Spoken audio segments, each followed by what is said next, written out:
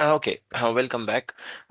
We will get started with our discussion for the day, and we are focusing on the second part of corporate issuers, and we are going to get started with working capital and liquidity as a concept. Now, when we say working capital and liquidity is something that we might have already read in bits and pieces because we have done, let's say financial statement analysis.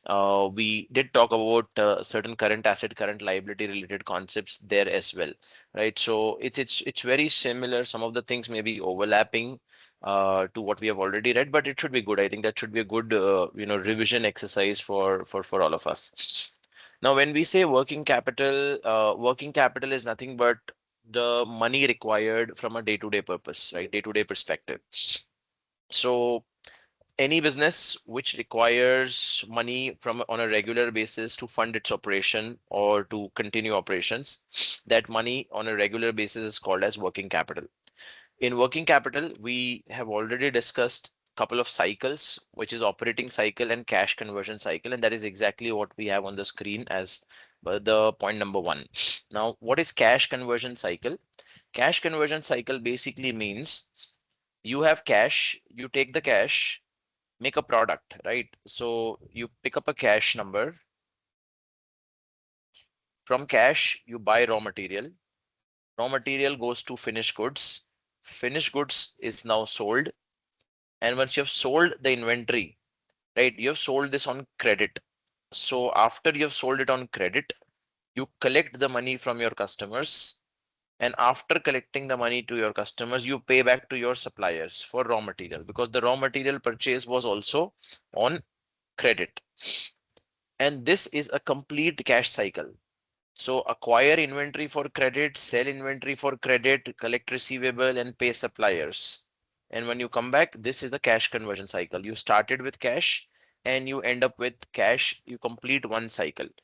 Now, ideally, you would want this cycle to be as small as possible, right? You would prefer smaller cycles, which means, let's say, 7 days it takes for you to buy raw material, make a product, sell the product, collect money, and come back and pay your supplier. So in 7 days, you have made your profit, and you want to continue this cycle for as many times as possible.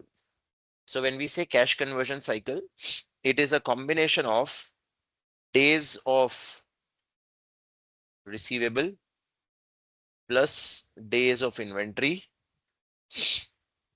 minus days of payable. So how many days do you take to collect money from your customers? How many days is the inventory sitting in your warehouse? Minus the number of days you take to pay your payables. Ideally, you would want your days of receivable to be low, right? You want to collect money faster.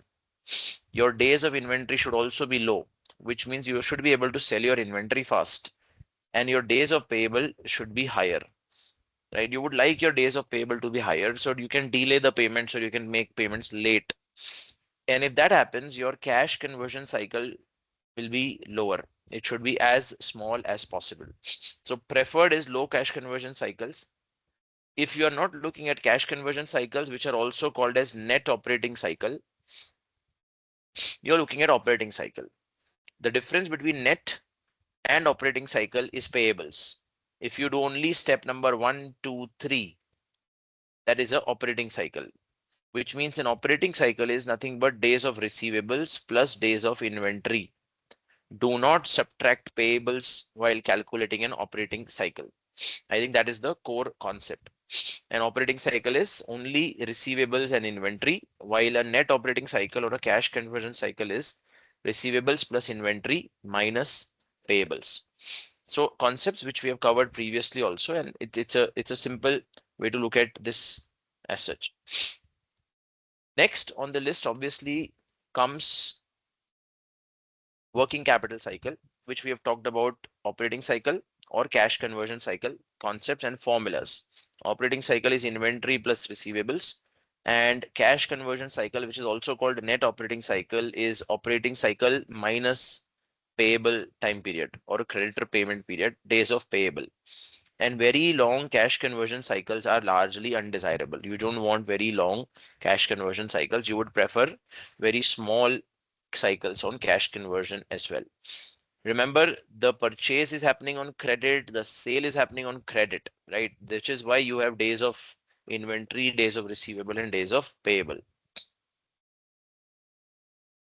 In simple English, average number of days it takes to turn raw material into cash proceeds from sales and pay back the suppliers from view of purchase goods on credit is what we are looking at between cash conversion and uh, operating cycle. Now, how the cash conversion cycle works. Example, business operations having manufacture and sale of tangible goods. The operating cycle includes purchasing materials, manufacturing inventory with raw material, selling the finished goods, and collecting cash from customers. The cycle may occur once or multiple times a year. The more the cycle happens during a year, I think the more you are turning around the money, you're converting your cash and making profits. So the cash conversion cycle is a timeline for how long inventory, account receivable, and accounts payable remain on the balance sheet. Days of inventory, days of sales outstanding, or days of receivable. This is nothing but days of receivable. You can call it sales outstanding or you can call it days of receivable minus days of payable outstanding. And I have previously also told you the easier way to remember cash conversion cycle formula is RIP, receivable plus inventory minus payable. I think that's the acronym that perhaps you can use and remember the formula for cash conversion cycle. Now, generally businesses such as B2C businesses will have a shorter cash conversion cycle versus B2B businesses where you're selling to the businesses itself. Because in B2C businesses, you sell a product to a consumer and you can collect your cash quickly from the consumer. But in a B2B, in a business to business environment, you may have to offer credit to some of your customers. And therefore, in a B2B business, typically the cash conversion cycle will be longer than expected. What are the methods then for shortening the cash conversion cycle? Obviously, you have to focus on individual terms. Either you reduce inventory, or you reduce payable receivables, or you increase payables. Now, how can you reduce inventory on hand? Canceling products with low demand, cancel them. Just simply remove them from your inventory roster. Don't sell products where there is no demand. Automatically, if you don't sell such products which are very low demand products or where the demand is occasional, you're not going to sit with inventory for a very long period of time. You want to sell products which have good demand in the market. Maintain just-in-time inventory levels. So one, cancel. Second, maintain just-in-time inventory levels, uh, which means try and predict the demand and accordingly place orders or create inventory which is just in time or it can be assembled and sold in a very short span of time. It may not always be possible. It also depends on the business model. But if you can, I think that may help you reduce the days of inventory on hand. And analyze data carefully to refine customer demand forecast and stocking levels. You should understand, is your business seasonal? If it is seasonal, when do you need maximum inventory and when do you need minimum inventory? A lot of this can be now done using tools of business intelligence and data analytics. You can do geography wise segmentation and identify which geography are you selling more versus where geographies where you're doing bad. You can quickly move your product or product to a place where there is additional demand or incremental demand as compared to where the inventory is currently residing, if you are able to turn the inventory around faster. Then comes reducing days of sales outstanding, right? So days of inventory obviously uh, is something that we have to manage. Lower days of inventory are desirable, but then also comes days of sales outstanding. When we say days of sales outstanding, provide early discounts, right? So receivables, if you want to optimize, you want to collect money faster. This is all about receivables. If you want to collect the money faster, option number one is provide discounts, right? Motivate your customers to pay early and tell them, if you pay early, let's say if you pay in a month or 10 days, we can offer you better pricing. We can give you something which is better in terms of pricing. So offering early bird discounts can help reduce receivables. Some customers may optimize or use that discount and pay upfront, pay early. Then comes encourage cash, debit card and credit card payments. They usually settle immediately, quickly, right? And obviously, how do you encourage them? You may have to offer them certain benefits or lucrative opportunities so that they are okay doing this. Next, mandate upfront deposits, charge late fees, and tighten credit standards. Now, it's not always easy to do this, right? So we can say that, okay, tighten credit standards. But always remember, tightening credit standards is not as easy as it looks. If you tighten credit standards, which means you are giving lesser credit to your customers. And if you give lesser credit to the customers may not be happy about it. The customers may not want to continue working with you. And that becomes a fundamental problem because you're saying that, okay, I don't want to give you credit. I want the money to be paid upfront fast. But your competitors are giving money, right? Your competitors are also giving credit.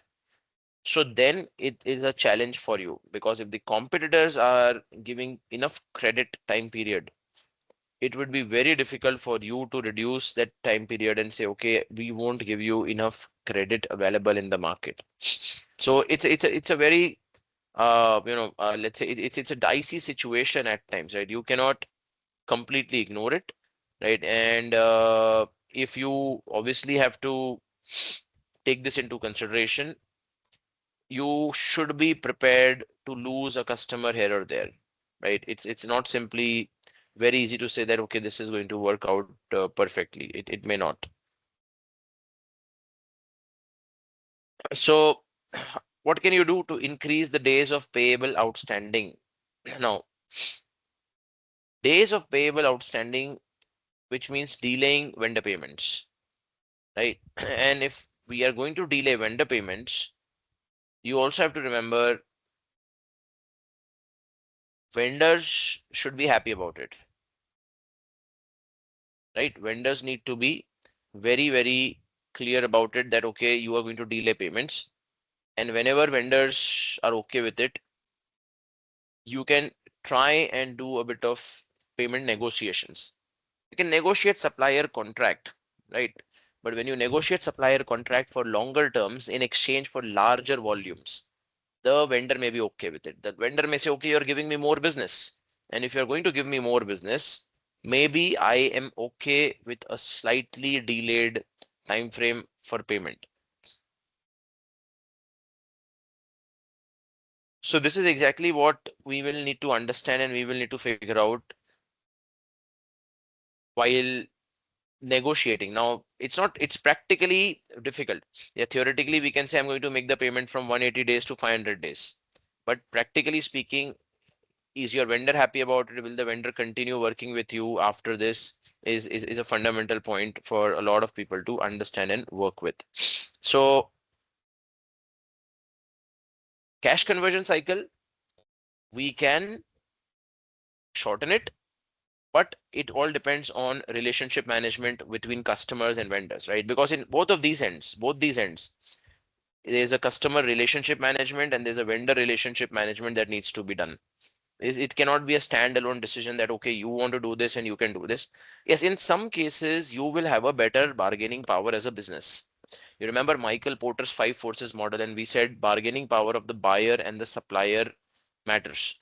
So if the bargaining power of the supplier is more, it will be difficult to increase days. But if the bargaining power of the buyer is more, then perhaps negotiations around increasing days of payable is possible. Quick example, if you identify the issuer with longest cash conversion cycle and explain the effect of the length on that issuers relative to other issuers. A fairly simple exercise. You have inventory, payable, sales, all the data available. You have to add two data points and you have to subtract one data point. So in this case, you will say 30 plus 20, 50 minus 15, 35. This will be 25 plus 35, 60 minus 10. 50, and in this case it will be 45 minus 5, 40. And you will say, okay, issuer B has the longest cash conversion cycle. And the issue with this, the longer the cash conversion cycle is, I think your money or your funds will be blocked into working capital. It would be difficult because you will have lesser liquidity in hand. And for businesses, liquidity is a critical element, right? If your liquidity gets impacted, you run out of cash. That could be a fundamental problem for some of the businesses with lesser liquidity. In some certain regimes, in certain countries, there are chances that because of tax payments, because of liquidity issues, the companies go bankrupt. And there are few companies which are very, very sensitive to working capital requirements. If you don't get money on a day-to-day basis, you can go bankrupt. So longer the cash conversion cycle, lesser is the liquidity for a business, right? And liquidity may be a problem. So 35, 50, and 40. Longer cash conversion cycle leads to lower liquidity. And if you have lower liquidity, you will need higher financing needs. Any higher financing needs has a cost associated with it. Let's say if you go to a bank and if you borrow because you need money, there is a cost associated with it, and that cost may be interest expense. So the businesses have to be very sure that they are at optimal cash conversion cycle, and there's not much that can be done to reduce the cash conversion cycle further. Can the cash conversion cycle be negative? Possible. In some of the businesses, the cash conversion cycle can be negative. Specifically in FMCG businesses, I've seen negative working capital, negative cash conversion cycles, where their customer days, for example, is 7 days. Their inventory sells out in 21 to 30 days, but their vendor payments are 90 days. So in that case, they are actually running with a negative cash conversion cycle. They collect money upfront very fast. Their inventory also sells fast. And we are saying that the payables will be at least 3 months. Sorry, would Yep. you mind to repeat the sector that you mentioned? So yeah, I'm talking about FMCG, the fast moving consumer goods sector, right? So typically companies such as an international brands, maybe such as Colgate or Gillette, right? Some of these brands can negotiate better terms with vendors. So they are businesses which collect money faster from consumers, and the inventory also sells fast. But the payment to vendors could be, you know, more than 90 days or so on and so forth. Right. Let me try and see if I can pull out data for you. Right. Let me show you some data. I think it's always wonderful to look at data in some of these cases. Give me a minute. I'll run an Excel data set for you. And maybe I will also by doing so, I'll also get the new data. I've not seen the data for a long period of time now. Maybe that is going to help to look at the data. To bear with me for a couple of minutes, I'll just collect the data. I have a database. I can use the database and I can quickly download some data for you.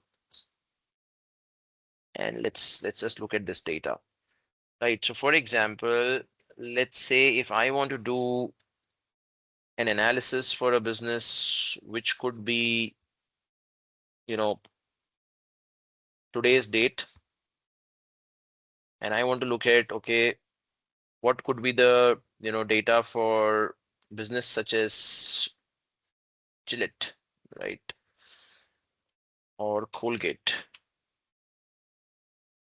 Perfect. And let's say Colgate Palmolive from a New York basis, and maybe Gillette.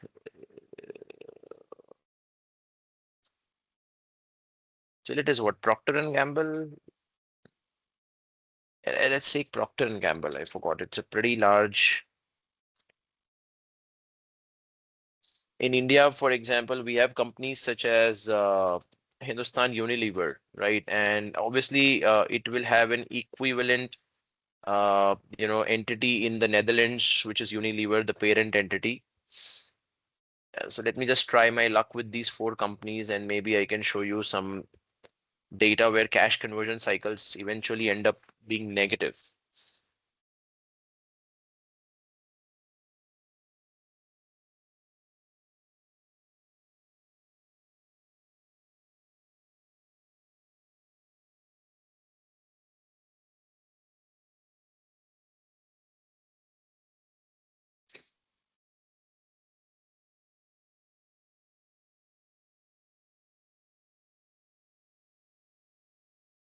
Okay, perfect. Now, if you see, I have collected some data here for you, and let's look at days. So days of inventory. Now, for a lot of these companies, days of inventory is somewhere around 60, 70 days of inventory, right? And days of receivables, 20, 25 days of receivables. On the other hand, the days of payable are 130, 140 days of payable, right? So if we collect this information and let's say if I put this information for calculation purposes, days of inventory, days of receivable, specifically for a lot of people for whom I teach financial modeling, I generally do this more often because it's always good to have some data readily available uh, to understand different sectors and the way the math works. It's conceptually helps you get a better understanding of this. So if you say days of inventory is 90 days plus receivables is 29 days minus payables. For at least three businesses, I have negative cash conversion cycle. Procter and Gamble, US, Unilever, Netherlands, and Hindustan Unilever, India. Right. So these three businesses, I am seeing a negative cash conversion cycle. Right. And that is what is telling you that some of these businesses do operate on a negative cash conversion cycle basis.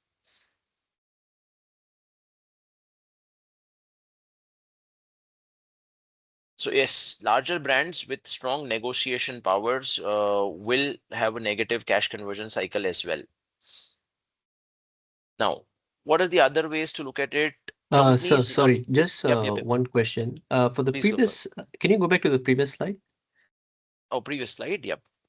Yeah. So, okay, in this case, because there is Yeah. yeah, so issuer A is 35, B 50, and C 40, right?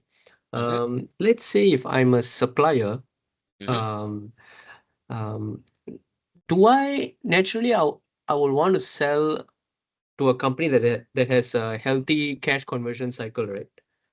You would like to sell to a business who is confident to make your payments and payment should come fast as a vendor, right? As a supplier, Yes. the only two things that I am worried about as a supplier is one, that you make my payment. That is my first priority. You can make it in 30 days, 40 days, 100 days, 200 days, but make the payment. Don't default. And second, if Okay. you make it early, I'm more than happy, Okay. So right? if let's say if I'm the supplier, Yep. what do I need to look at carefully to do I look at their cash conversion cycle, DSO, or what do I look at to know that okay, this guy might, pay me on time? Okay. Step one, you will have to obviously look at the financial statement and look at how much cash does the company has, right? So there's a possibility, Kiran, very simple. You are supplying to me and I tell you, Kiran, I'm going to make your payments after 100 days. Kiran is not worried because Kiran says, okay, I've seen Tarun's balance sheet. He has a lot of cash. The only thing is his credit terms are 100 days. I'm comfortable, let him pay in 100 days, but given his financial position, it's very easy that the payment will be made. Second thing, I'm telling you I'll pay you in 100 days. And now the problem is I don't have cash, which is why I am telling you I'm paying in 100 days. Then you are in a problem. So it is not about my credit policy now. It is about that Tarun has no cash to pay. So even in 100 days, will he be able to make the payment is a question. Simple example, I'll give you a practical example. We had a major airline in India that went bankrupt a few years ago, and that was Jet Airways. Jet Airways had a vendor which supplied aviation turbine fuel to Jet Airways, Indian Oil. And Indian Oil lost all that money because Jet Airways was not able to make the payments. It ran out of cash. So Indian Oil at times would have been smart enough to say, okay, Jet Airways, I'm hearing bad things about the business. I'm hearing the business is struggling on cash. Do you think I should supply fuel on credit? Or as a vendor, Indian Oil should have put the company on what is called as cash and carry model. Nowadays, a lot of companies will do this. If the vendor thinks that there is a problem because of the news around, because of whatever is happening, the vendor will say, I'm not going to deny supplies. I will provide raw material to you. I will provide aviation turbine fuel to you. But the model is cash and carry. Bring cash and carry the raw material. I can't give you on credit. So as a vendor, I think the vendor has to be cognizant of the fact the time that the company is taking to make the payment of 100 days. Is this a working capital policy because they want to have a negative cash conversion cycle? Or is it because they don't have cash? Case number one is acceptable. Case number two is a problem.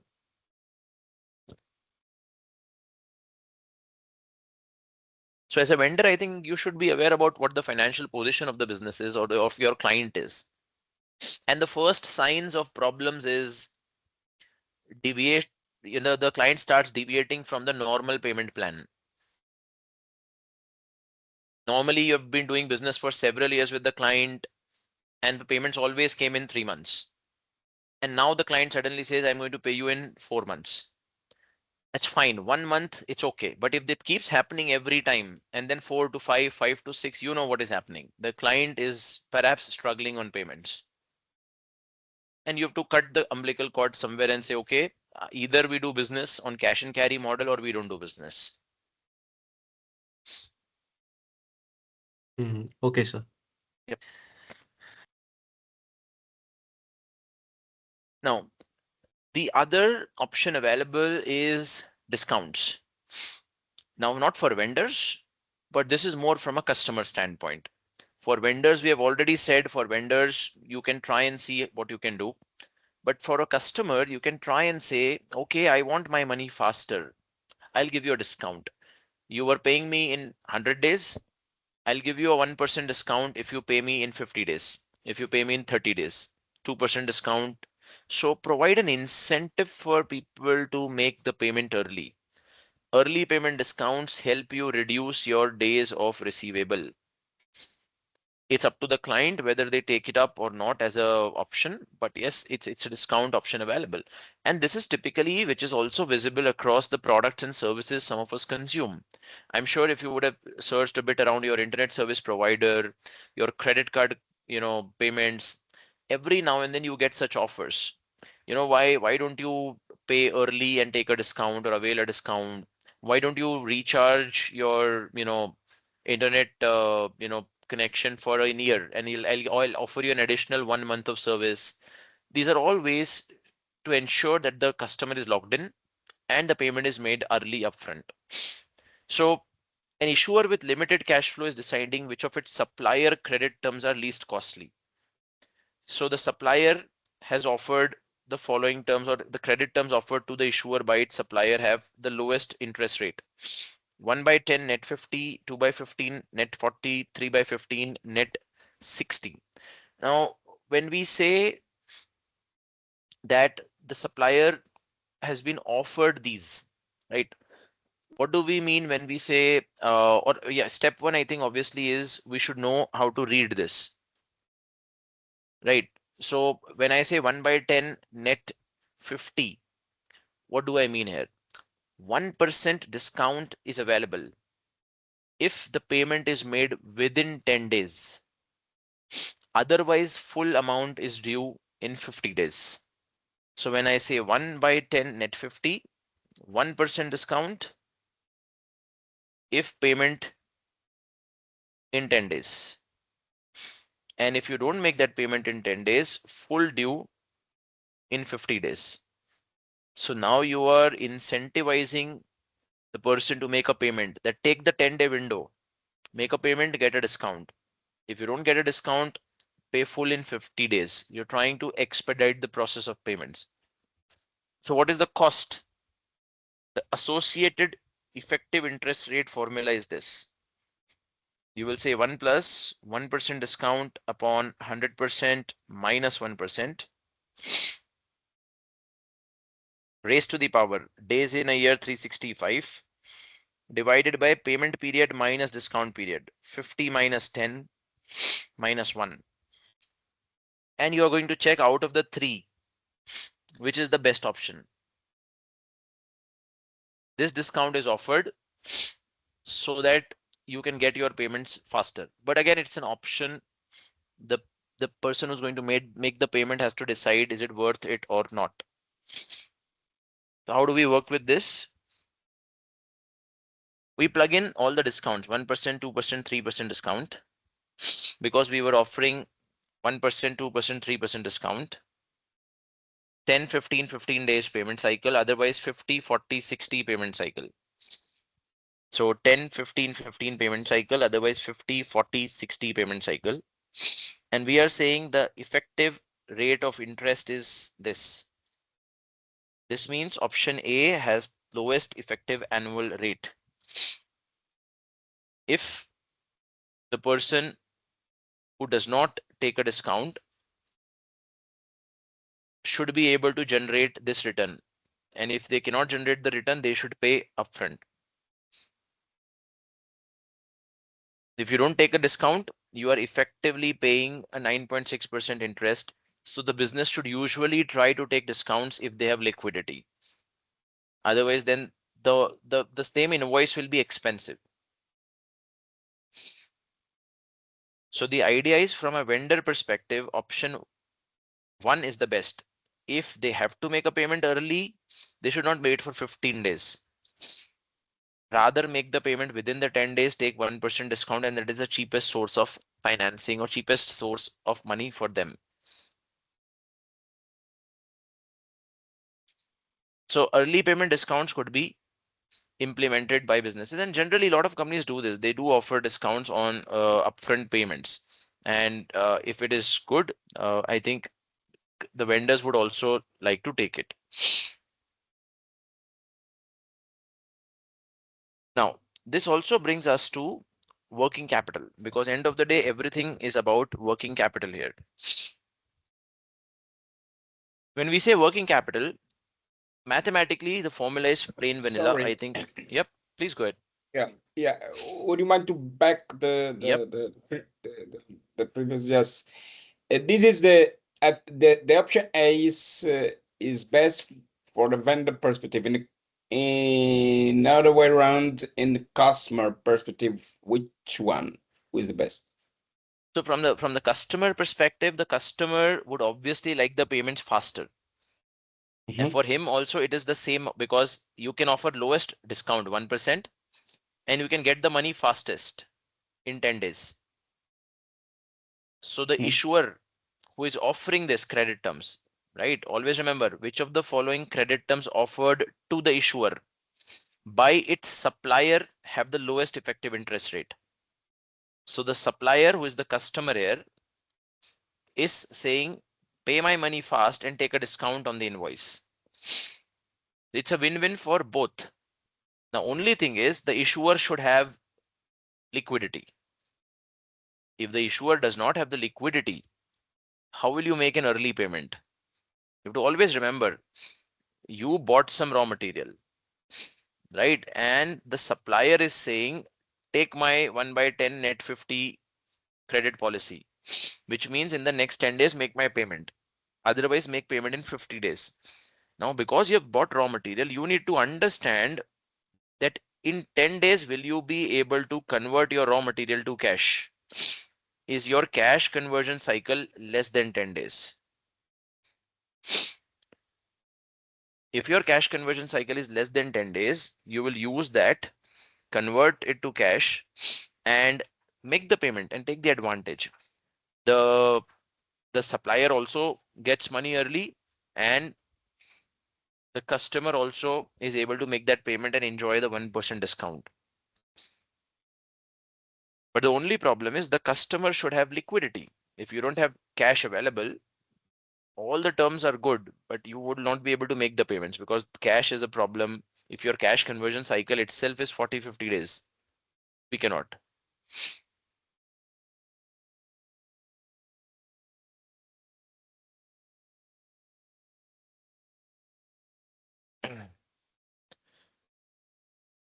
Now, from a working capital perspective, this is what a lot of people already remember and know, that working capital is current assets minus current liabilities.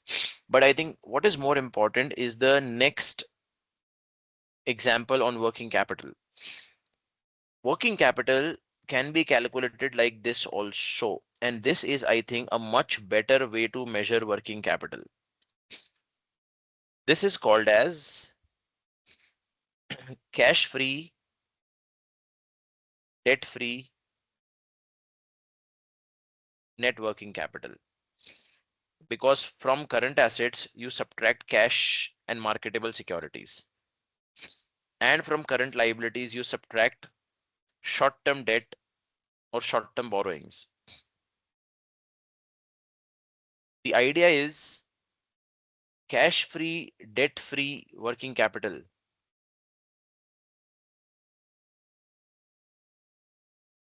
cash-free, debt-free working capital excludes two major things from the current asset, current liability bucket. It excludes cash and it excludes short-term borrowings. Now, why would you typically do this? Why would you do a cash-free, debt-free working capital calculation? The simple answer is cash on the balance sheet is subject to management discretion. If all of us are running a company, then the amount of cash we want to keep on the balance sheet in a business is dependent on the management's risk-taking abilities. Some managements generally try and keep extra cash on the balance sheet. They are, let's say, less risk averse, right? So because they're risk averse, they keep more cash on the balance sheet, while management who's ready to take risk will keep less cash on the balance sheet. In either case, cash distorts your number. Cash is something which is going to spoil your working capital numbers. Let me show you an example. I have a very similar data set. Let me just open up that data set for you. Tell me this, where do you think cash or working capital is less? Is it less in software as a business, or is it less in, let's say, manufacturing as a sector? Where do you expect lesser working capital? Software or manufacturing? Software. Software, perfect. Yep. Software should relatively have lesser working capital requirement because as a software business, you don't need a lot of working capital money. You are relatively low. You have no receivables, no payables, no inventory. Look at this. I have some data around some of the US software businesses. And you would be surprised to see companies like Meta and Alphabet reporting 30 to 40% of their revenue as working capital. Companies such as Microsoft, 25%, Cognizant, 20%. These are exceptionally high numbers because this is not something which is fitting our thought process. We already said there should be less working capital for software as a business. Then how could a business like Microsoft or a business like Meta, Alphabet could have such a high working capital requirement? The problem is the ratio. What ratios you see here is current asset minus current liability. So the ratio is current assets minus current liability divided by revenue. Now, let's move to the second ratio. If I calculate debt-free, cash-free working capital, which is something that we are reading, where we are saying we will remove short-term debt and we will remove cash, you will notice all the companies turn to negative working capital. Microsoft, Oracle, Alphabet, Netflix, everything goes to negative working capital. The first set had the very wide range. The range was -5% to 34%, minimum to maximum. And now if you see this set, the range is minus 28% to 8%. And there's only one company with a positive working capital, which is Cognizant. And the reason is their model is different. Their business model is very different. If you strip off Cognizant, all other businesses are negative working capital. And this is in line or in sync with our expectations of lower working capital requirements for IT as a sector. Now, why is this necessary? When you calculate your standard ratio of working capital, current assets includes a lot of cash.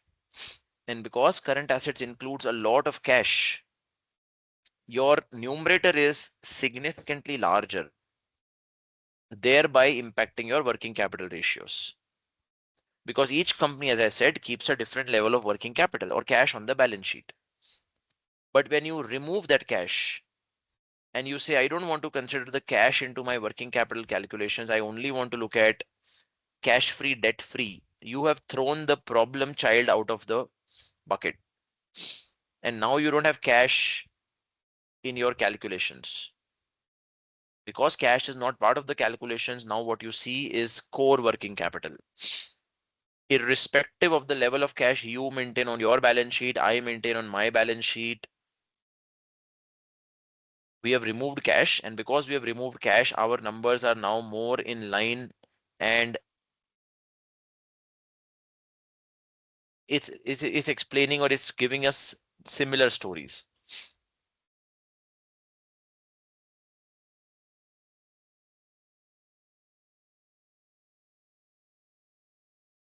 So what is the purpose of using cash-free, debt-free net working capital? The purpose is to have only core components of working capital in the calculations, and the core components are receivable, inventory, and payables. If we all operate in the same sector, our receivable, inventory, payable should be very similar. If I am not able to sell the inventory because the sector is going through a bad phase, you should also experience a very similar problem. But if we don't do that, then the problem is we are keeping cash in the bucket, and by keeping cash in the buckets, the number get distorted. It's simple. If all of us go out of the home in the morning, all of us keep different levels of cash in the pocket, and that disturbs the calculation for all. The borrowing is also different. Some of us borrow more, some of us borrow less. And if you keep debt also in your calculations, the numbers do not explain you the right story. But if you strip off both of them, then you can look at what is the remaining part of the working capital, which is only receivable, inventory, payables. And that tells you a better picture of the sector. So in general, the recommendation is, if you're doing working capital, ensure you do both normal working capital calculations as well as your cash free, debt free. A lot of businesses, a lot of banks, lending institutions would want you to do uh, a cash free, debt free working capital calculation.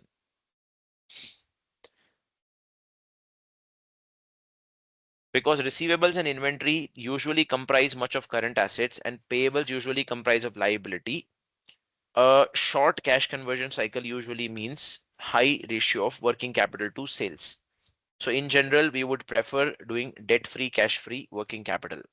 Now, you need also understand this. Sometimes there is a possibility someone will challenge you, and someone is going to say, how can you remove cash? If you remove all the cash, because cash is part of working capital, right? Sometimes cash is also helping you run your business. So if you remove all the cash, then you are removing a core component of working capital. The counter is, if you want, you can remove only excess cash. Not necessary you remove the entire cash. If you want, you can remove excess cash. What is excess cash? The balance sheet does not tell us this. That is something that we will have to estimate, right? Excess cash is something that we will estimate. What is excess? So let's say if you have $100 billion of cash on your balance sheet, there is a possibility that $90 billion is excess and only $10 billion is your working capital requirement. So then you can straight away say, okay, I will remove 90 and I will keep $10 billion in my working capital estimates.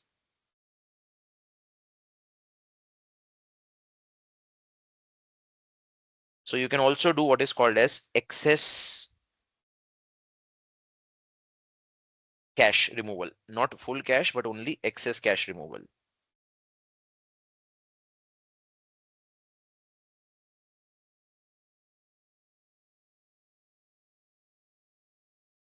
So that is also an option available at times that you can explore.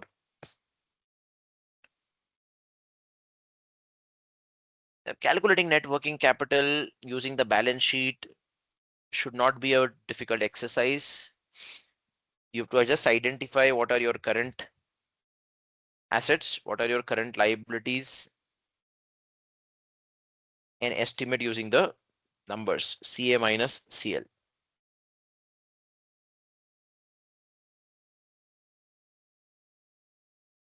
So like in this case, it should be fairly simple. Current asset is cash, marketable securities, receivable, inventory, prepaid expense. All of these are your current assets. And payables, accrued expenses, short-term debt are your current liabilities.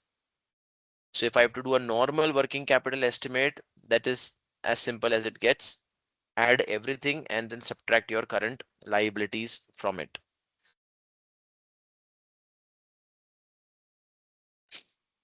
Yes, they are doing a debt-free, cash-free. So if you're going to do a debt-free, cash-free as indicated on the PowerPoint presentation, then exclude cash. Remove these two things. You will not take them because they are cash. Cash and cash equivalents. Marketable securities are cash equivalents. So you will straight away do 1430 current assets minus, you will exclude short-term debt also, 980 plus 70, 1050. 1430 minus 1050, 380 is your cash-free, debt-free working capital. Yep, it only says net working capital. I think the exam should make it really clear. Is it net working capital or is it debt-free, cash-free net working capital? Because both of them will have a different answer.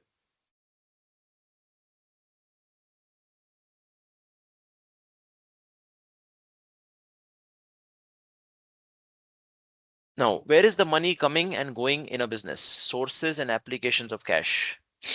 Well, inflows, money received from operations, broken down by operating unit departments, fund transfer from subsidiaries, joint ventures, and third parties. Yes, your subsidiaries can also send money or give money to you. Investments that mature, debt proceeds, and other income items, right? So you can get interest income or short and long-term debt proceeds. You can raise money via debt. You can borrow funds. That is an inflow for you. At least cash is coming in. And any type of tax refund, obviously cash inflow. Versus outflows. Payables and payroll disbursements broken down by operating unit department. Yes, money paid to employees, fund transfer to subsidiaries. If you make investments, that is a cash outflow. Debt repayments, interest and dividend payments, and tax payments. All of them are typically your outflow activities. And again, not exhaustive, but yes, this is an indicative list of your outflow activity, which is available. So we could have several avenues where there are inflow and outflow of funds.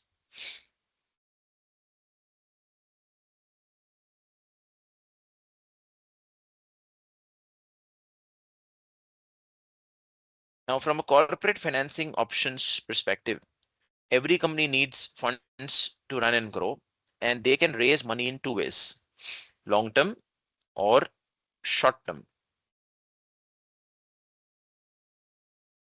In long term, you have equity or debt.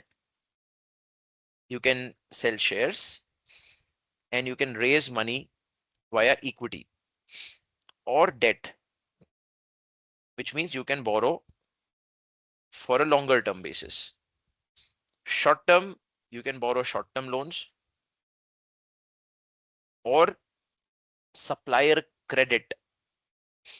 Supplier credit means you can delay the supplier money, right?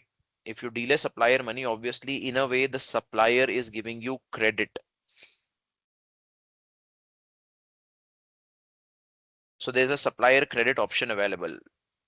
100 days, 200 days, 500 days. That is all supplier credit. If you don't make the supplier payment, you are using the supplier funds, and those supplier funds will effectively help you fund the business.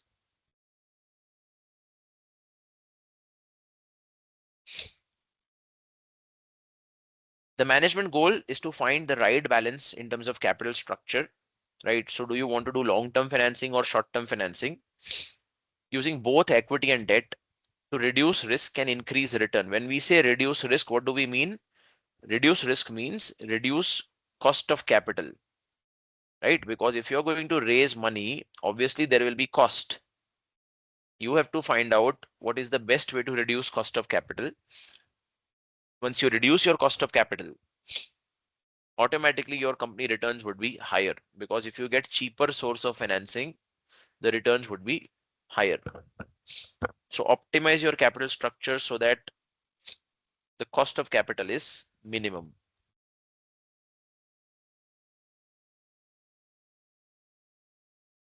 To minimize cost of capital, step 1, internal financing. Look at operating cash flows, which means profits that your company has earned or retained after paying taxes. That is your first source of capital.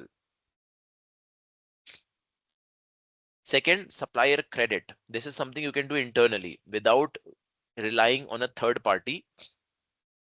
You can internally finance through supplier credit.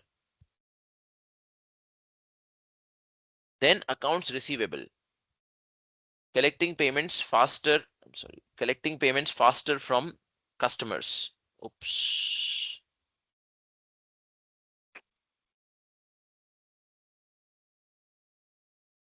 It's okay. It is going to take a lot of time. Excel, I'll ignore this.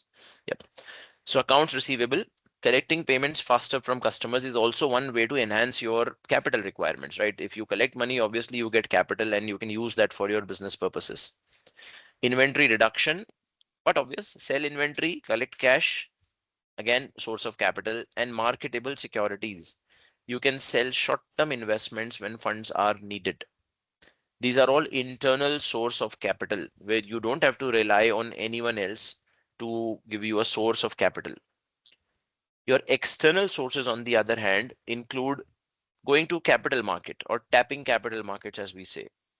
External source means you can raise money via selling or commercial papers, via borrowing money, selling shares such as common equity, preferred equity, or hybrid securities like convertible debt. So in either case, if you're selling commercial papers, you are selling short-term unsecured instruments. And why would someone buy your commercial paper? Because you are offering an interest on it, right? So from an investor standpoint, it's an interest income. So you can raise capital by selling commercial papers, by selling bonds or what is called as debt, borrowing money, or through shares or hybrid securities, again, convertible bond or your normal non-convertible bonds. You can also go to financial intermediaries like banks and NBFCs for working capital requirements and access lines of credit, whether that is an uncommitted, committed, or a revolving credit facility. These are all credit facilities. Uncommitted means short-term facility where the bank may refuse to lend if the company's condition weakens. Therefore, it's flexible and has no extra fees except interest. Look, the bank does not commit. The bank says, I will give you money, but in case the market conditions are bad, in case the company condition weakens, I can deny also. There's no guarantee that you are going to get funds under an uncommitted line of credit. It is at the prerogative of the bank or the financial institution. Because there is no guarantee, there is no additional fees or charges associated with it. we generally say it's okay, only pay the interest and you can go through with. There is a committed line of credit. A committed line of credit simply says the bank has confirmed credit facility. A confirmed credit facility largely will allow a company can rely on more secured than uncommitted ones. And then there is a revolving credit facility. A revolving credit facility, effectively multi-year loan agreement, allowing companies to borrow, repay, and borrow again, which is common in real estate and large corporations.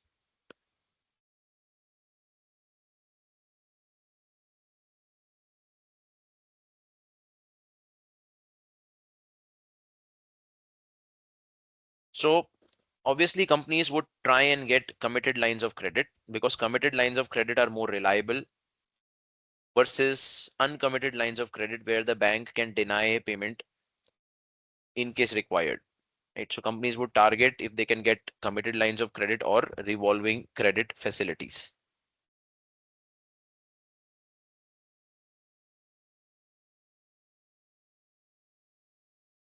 Besides this, banks can also offer loans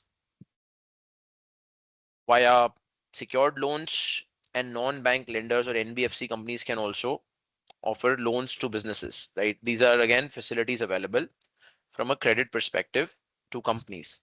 Some of them may require collateral because these are, as we said, secured loans. So there is a possibility you may be asked to offer a collateral.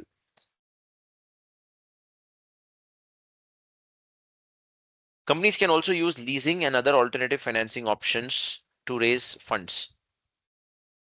The choice of financing depend on two main factors. And as we said, the ultimate goal of financing is to reduce cost of capital, right? If you cannot reduce cost of capital, it would be difficult to explore options for financing, right? You would typically like lower source of capital or lower source of financing. What are the factors which determine your cost of capital or which will determine how expensive will the capital be? The factors will depend on first the company size and business stability, right? If the company is very small, the cost of capital would be larger.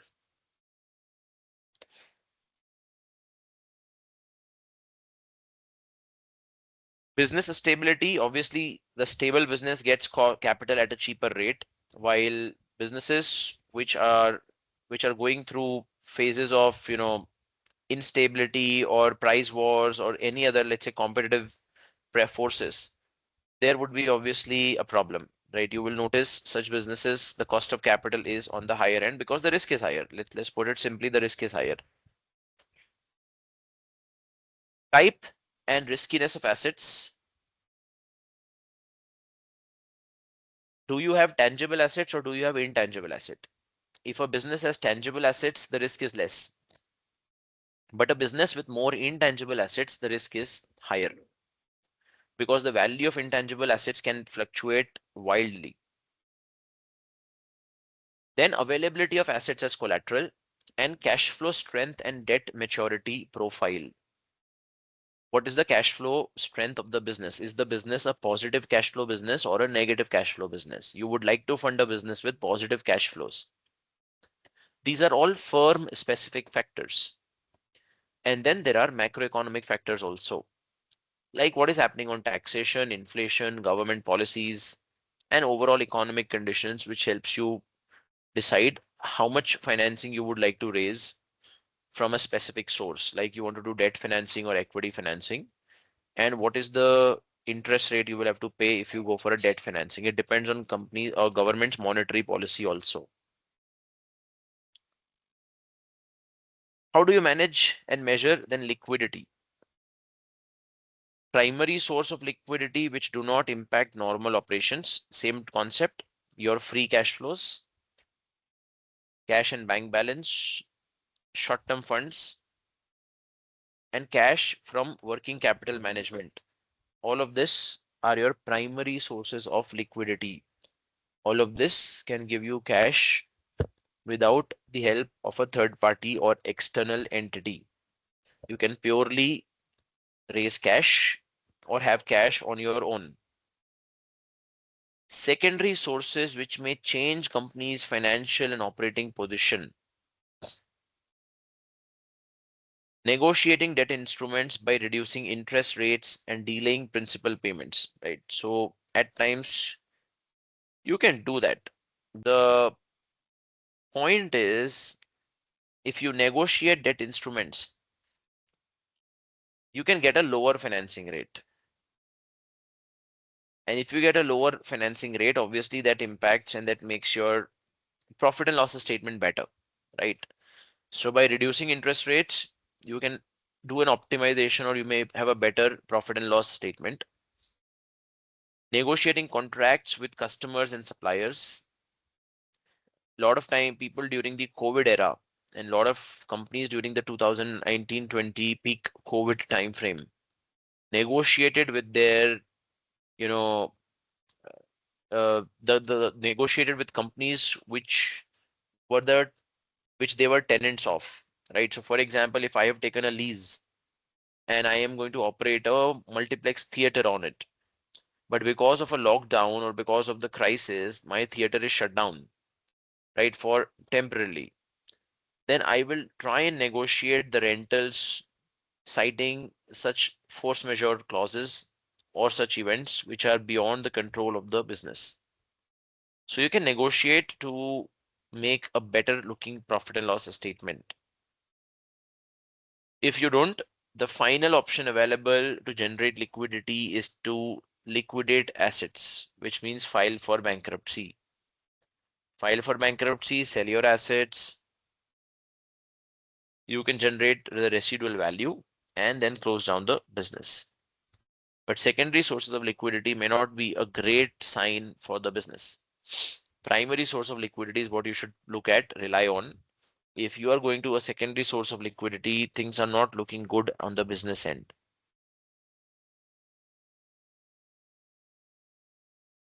Now, besides this, working capital also has concepts of drag on liquidity and pull on liquidity. Drag in simple terms means the money is not coming, the money is getting dragged. And pull means the money is going out faster. Both of them are a problem. Money not coming in is a problem, and money going out faster is a problem. So the drags and pulls on liquidity drags refer to the scenario where there is delay in receiving cash flows. And pull refers to situation where company makes early payments. Major reason for drag: uncollected receivables, obsolete inventory, or tight credit environment. All three represent drag on liquidity because in either case you're not getting the money. You're not able to sell your inventory obsolete. You're not getting money. Uncollected receivables, customers not paying, you're not getting money. And tight credit, banks are not also not ready to lend. Again, very, very difficult on liquidity. Drag, money is not coming in. Pull, money is going out. Making early payments, reducing credit limit for suppliers, or reduced credit limit by suppliers, which means you will have to make payments early. Limits on short-term lines of credit and low liquidating positions. In both cases, there's a problem. No inflow and faster outflow is a problem. Your liquidity will get impacted and compromised significantly. But it may not be in your hand to control some of these variables. Example, Kion Corporation is experiencing liquidity challenges. As an analyst, you note three trends related to Kion's working capital. An increase in average days of sales outstanding, which means receivables have increased. An increase in days of inventory on hand. The inventory has also increased. An increase in credit limit by lenders. So lenders have now increased credit limits, which means you can borrow more. So what trend does not contribute to the firm's liquidity challenge?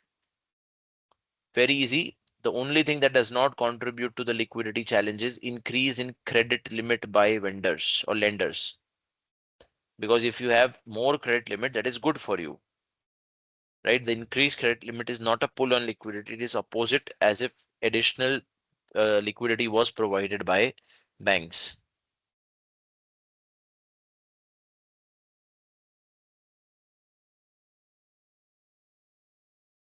All good? Questions?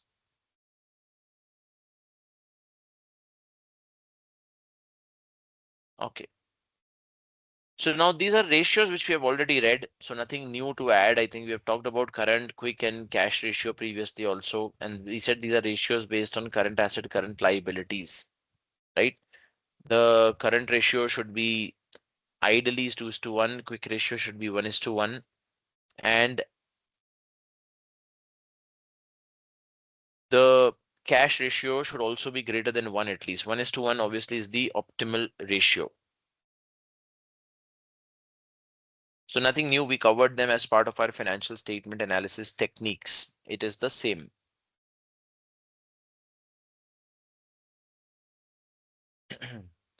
Okay, try this.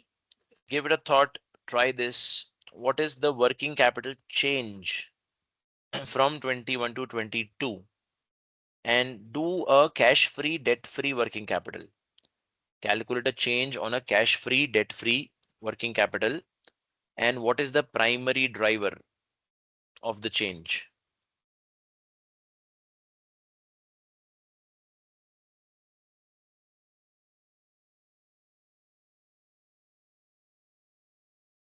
Remember to do a debt-free, cash-free working capital.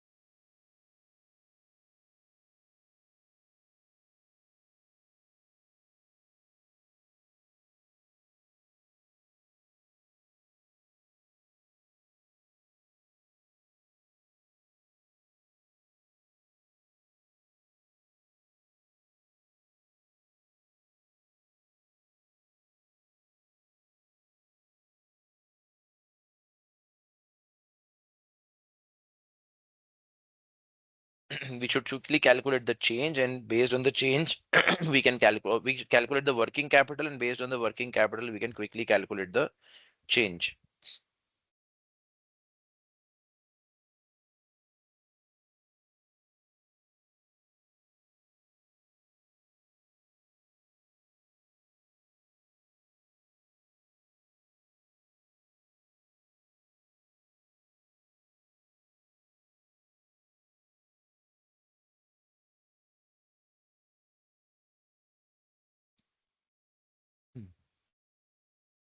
Given we are doing cash free, debt free, obviously we'll exclude cash. So we are going to exclude this, we are going to exclude this. And this is your working capital current assets. Exclude this. These are your working capital current liabilities. So first year, 85 plus 10, 95 and 130, 225 current assets minus 160 current liabilities. That is 65 for your working capital in year one. Year two, 90 plus 15 plus 66. That is your current asset. 171 as current assets. Minus 140 plus 15, 155 as current liabilities. That is 16 for your working capital. The change, which means your working capital has reduced from 60, the working capital is reduced to 16, right? The change of 49 is primarily getting because of your working capital has reduced, and it is reduced because your inventory has reduced significantly. It should be opposite, right? Opposite in the sense? Like from 16, it has gone to 65, right? Oh From yeah, sorry, 21 to sorry. Yeah, 22. yes, sorry. Yeah. This is 1 to 2. Correct. I was reading it this way. Yeah, so it has gone from 16 to 65. The years are left to right here. So your working capital is actually increased by 49. And the increase is primarily because of inventory. Because there's no major difference on receivable, there's no major difference on prepaid account, nothing much here, nothing much here. The significant difference is because of inventory.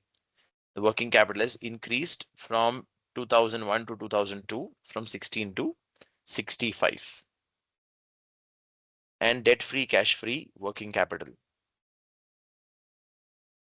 16 to 65, primarily because of inventory investments.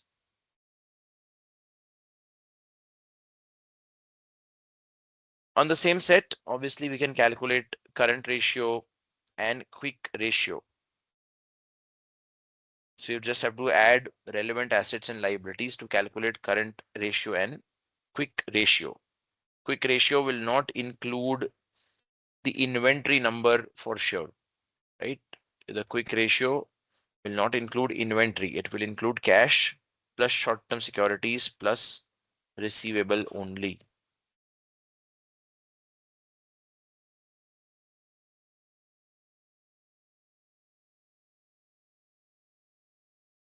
Anything that bothers you on this? So it's usually difficult to liquidate inventory, right? Uh, it depends. What type of inventory are we looking at? For example, if you are a gold manufacturer, you have an inventory of gold, it is highly liquid.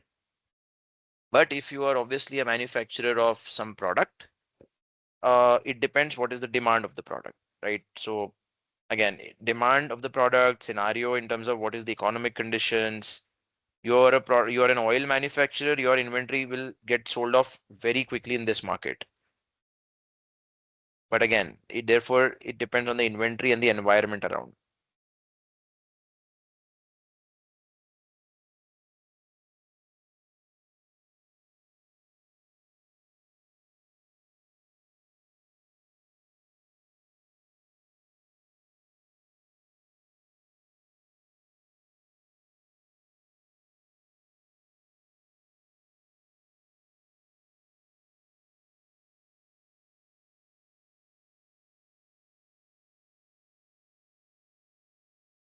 All right, well, good. No questions still here. I think this is perfect then.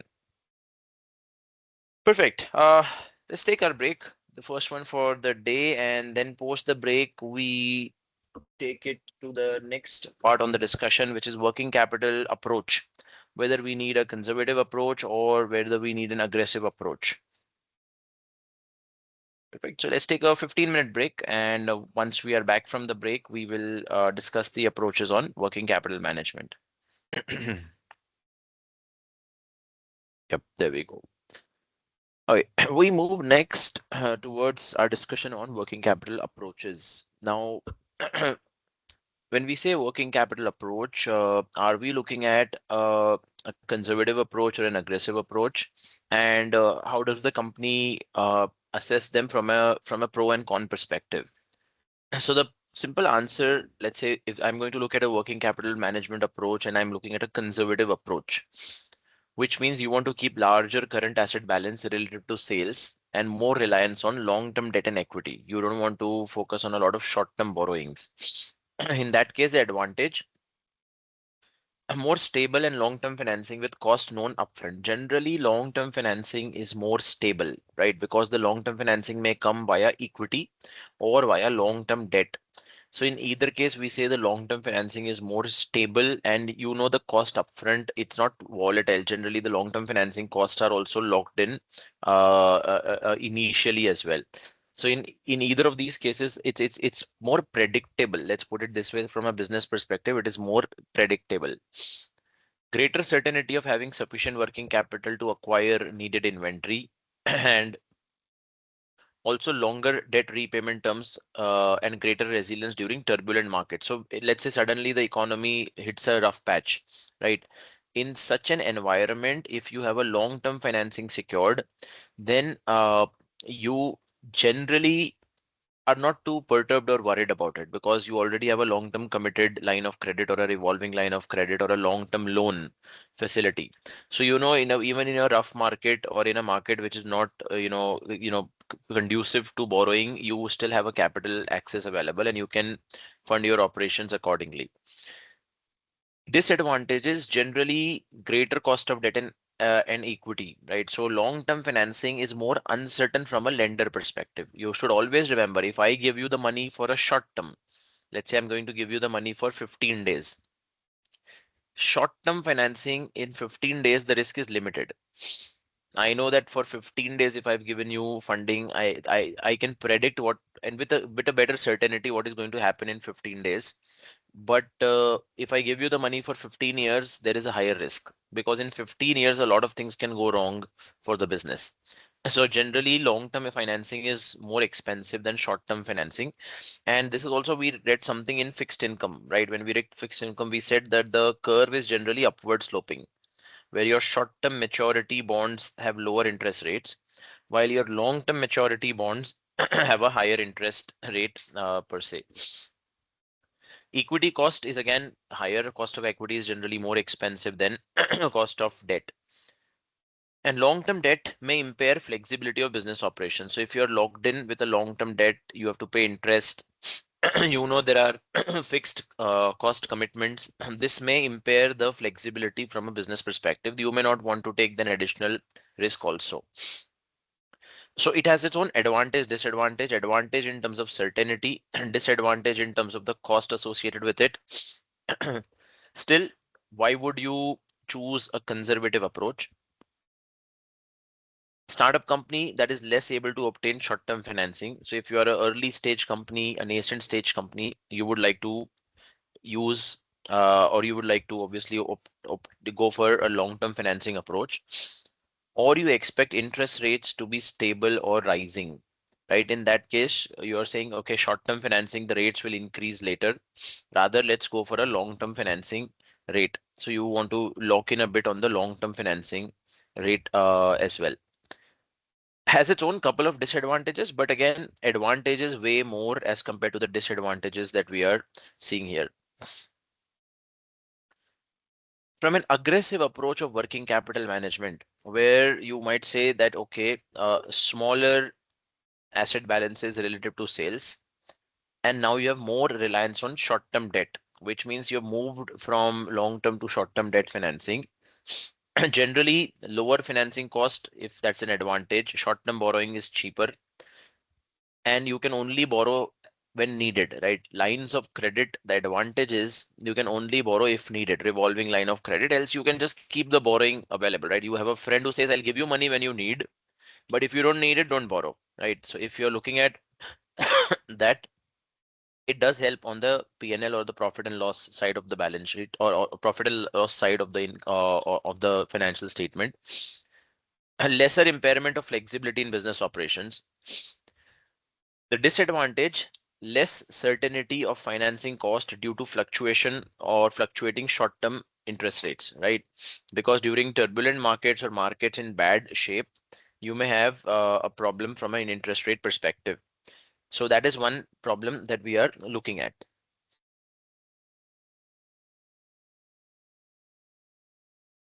Less financial flexibility is again another disadvantage that we have when we are looking at aggressive approach of working capital management. Why then should you choose aggressive approach? If you are able to forecast sales and cash needs very accurately, you can go for an aggressive approach, because then you know when cash is going to come, and you can use that cash to pay off loans possibly in the short term, or you can use that cash to manage your requirements. Always remember, if the company is generating cash during times of excellent sales, you should use that cash to deleverage the balance sheet, which means you should use the cash to reduce your reliability on debt. Because in bad times when you need money, that time your balance sheet will support you in terms of borrowing more funds.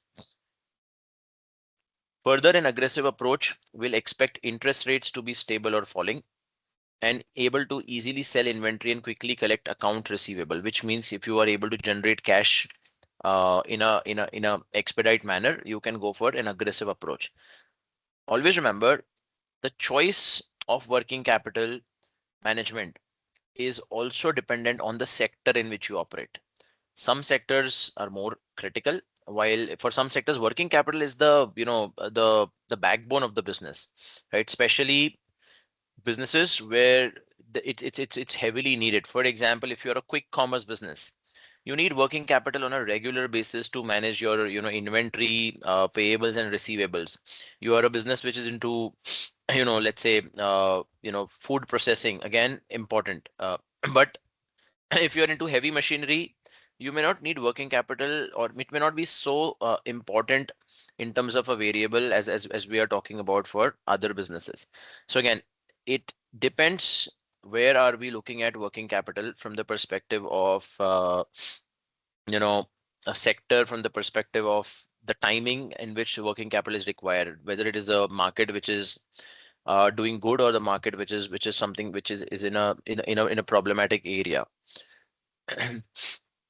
So when you classify each of these terms to working capital management, if you have greater level of, for example, inventory relative to sales, that is basically a sign of conservative working capital. Greater reliance on long-term financing, we have already talked about it. If you're going to rely on long-term financing, that is again a conservative working capital sign. Level of cash on hand again is conservative, because you are now trying to be conservative on your financing. And greater level of marketable securities is equivalent to cash. This is nothing but cash. If you rely on short-term loans more, that is aggressive. That is the only thing which is an aggressive working capital requirement. So this, I think, should be classification from our perspective, whether you are into a short-term or a long-term working capital financing.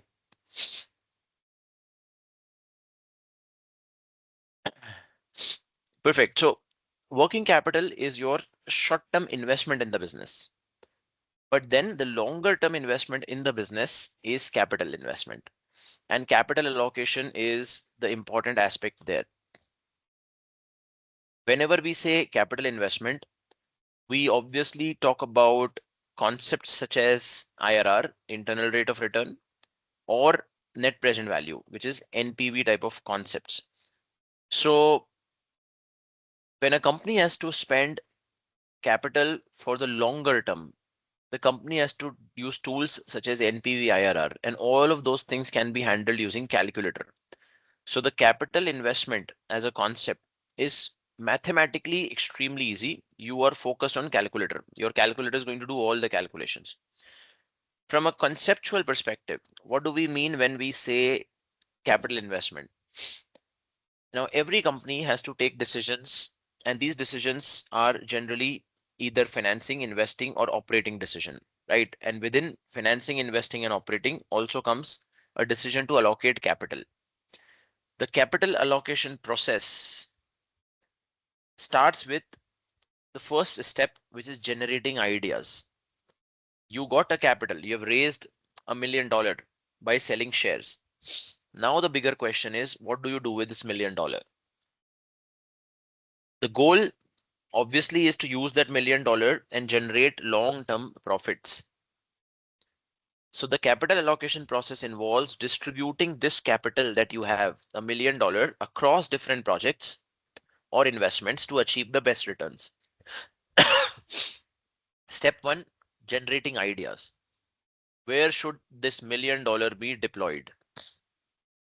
That is your first question. These ideas can come from inside the business or outside of the company. You can have this inside the business or outside. You can brainstorm, maybe does this money go to marketing department? Does it go to operations? Does it go to setting up a new plant, buying a new machinery, getting a new patent? You have to understand what are the projects available. And it may not necessarily be only one idea. You could split that $1 million across 5 different projects, right? So that's a possibility. Once you know the ideas, analyze each proposal, collect information and analyze the profitability of each project. So what if I give $1 million across 3 projects, what is the profitability of each of these projects? Once the profitability is estimated, rank the projects in decreasing order of profits and then put the capital. Analyze the fit of the proposed project with the company strategy and just is the project fits the company's overall strategy, you allocate funds to that project. Step 4, once funds are allocated, which is the end step, monitoring and post auditing. Compare expected and realized results and explain any deviations. Why are there deviations? Why were the profits not as anticipated? Which is something that you would like to analyze. Now the strategy part is important here. You cannot simply allocate money to any project. The project should have overall alignment with the vision and mission of the company. Like, during the COVID-19 crisis, a lot of companies started manufacturing sanitizers because they thought there's a short-term opportunity to sell sanitizers and make money. They started deploying capital to buy machines, getting licenses to sell sanitizers. The idea is you've deployed capital which has no alignment with the overall strategy of the firm, right? Sanitizer was not even part of your firm's strategy. This short-term deviation could be a problem. So you don't do ad hoc projects, you do projects which overall fit with the vision and mission of the business. Now, in order to do this, how do capital investments impact your financial statements? First, capital investments will have a life of 1 year or more than 1 year, right? That is why they are called as capital investment. They have a longer term life. If this was a shorter term life, we will call them generally the operating expenses, not capital expenditure. These are called as capex and not opex. And capex, the benefits are greater than 1 year. Initially, all the money that you spend on capital expenditure is recorded on the balance sheet. And on the balance sheet, this is recorded as an asset, right? And that asset, which is recorded at cost, is gradually depreciated or amortized in future years. So on the balance sheet, if you're spending $1 million and you are saying in $1 million for $700,000, I have bought a machine and $300,000 I have spent on buying a patent. These are the cost. And then this cost will be depreciated or amortized over the life of the asset.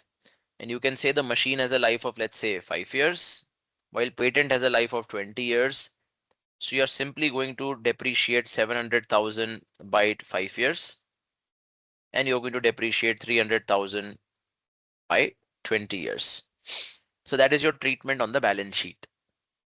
On the income statement, this depreciation and amortization is recorded on the income statement. So this depreciation and amortization is part of income statement.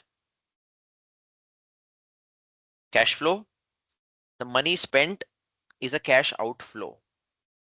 You record it as a cash outflow. It is cash flow from investing activities. So the money spent is cash flow from investing activities. That is an outflow from cash flow from investing activities. Sorry. Yep. Yeah. Good job. Yeah, just to clarify, maybe I missed this. We when we in a balance sheet, when we talk about let's say PPE or machinery, we Yes, depreciate. Yes. correct. And in case of patent, we amortize. Is Yes, that correct? yes, Okay? This is the concept. Okay. yes. Thank All thank you. tangible assets are depreciated. All Okay. intangible assets are amortized. All right. Thank you. That's a generic rule. Okay. Thank you. Now, what are the type of capital expenditure that we can see? So there are projects which are called as going concern projects. What are going concern projects? These are generally maintenance or replacement capital expenditure projects. I don't want to build a new plant. I don't want to buy a new machine. I just want to maintain what I have. So in that case, project evaluation is often straightforward because it is essentially a cost benefit analysis. You are going to see what is the cost and what is the benefit. You match funding is often used to align the useful life of newly acquired asset with the new financing term. Annual maintenance costs are often approximated by looking at the depreciation level or amortization level, and more accurate for short-lived asset, less accurate for long-lived asset. So the simple answer is, if you have purchased equipment, let's say a laptop, and you know that the laptop has a life of, let's say, 4 years. In the next 4 years, you may do incremental maintenance for the laptop if required, just to ensure that the laptop continues servicing more than its useful life. Or if not, then you will have to replace it after 4 years. So that could be a replacement capex. So sometimes you spend money on maintenance capex, you maintain the asset, and sometimes you spend money on replacement capex. You just replace the asset with a very similar looking asset. But these are usually easy to fund, easy to do, because you know what is the nature of the asset, you have an experience of using the asset, you know how long will the asset give you, benefits. So these are generally assets which are, or projects which are easy to explore or easy to set up. Then there are certain projects which are called as regulatory compliance project. These are mandatory projects.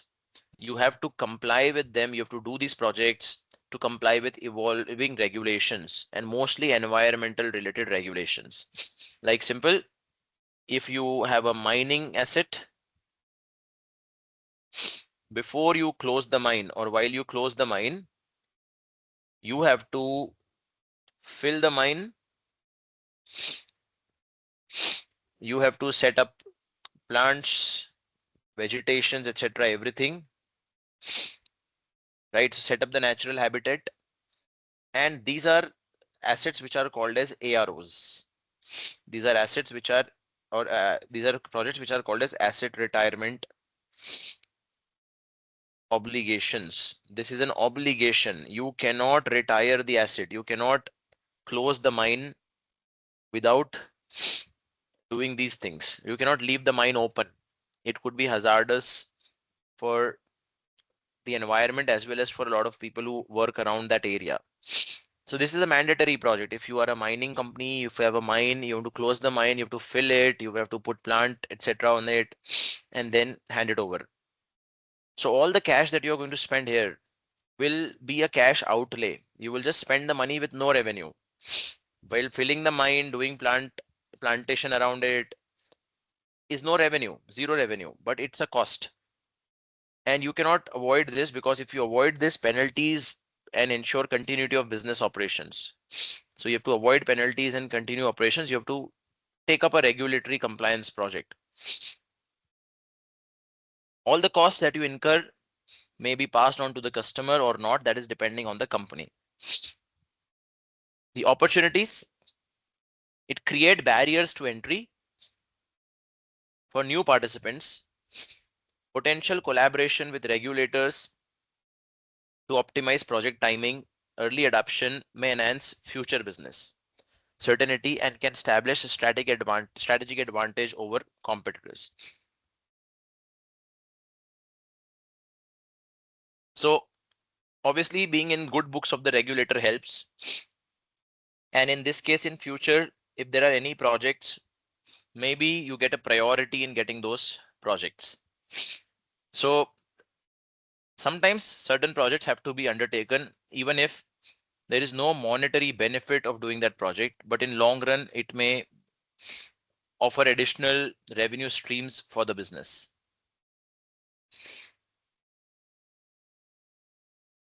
So let's move on the example. Expansion projects.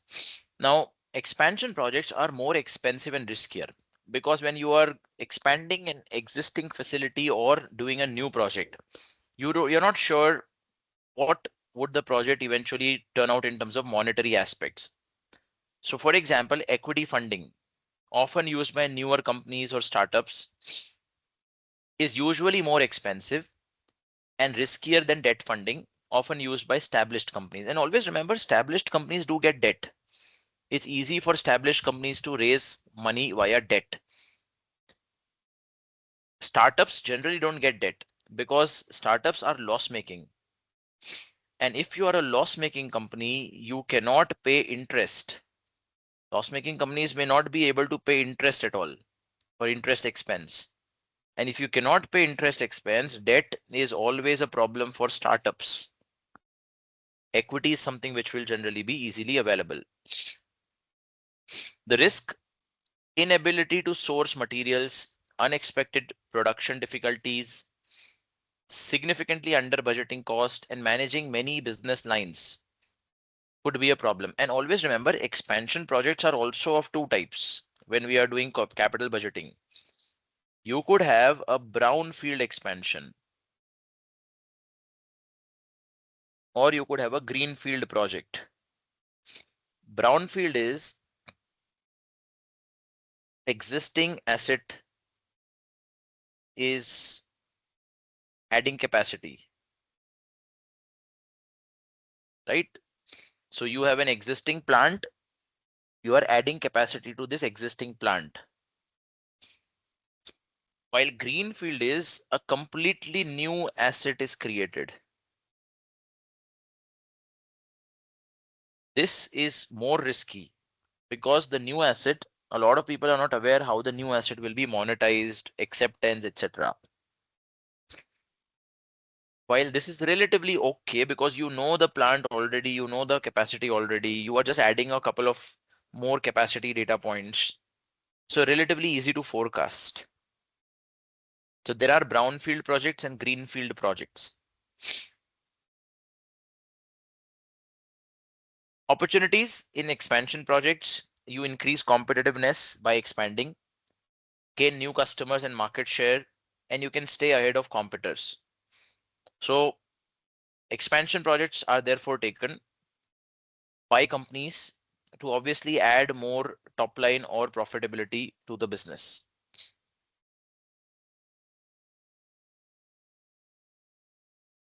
Then comes new lines of business or projects.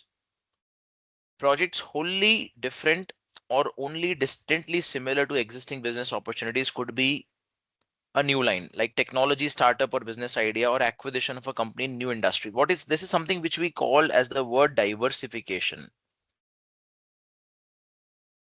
Right? Suddenly a company gets up and says, okay, I want to diversify.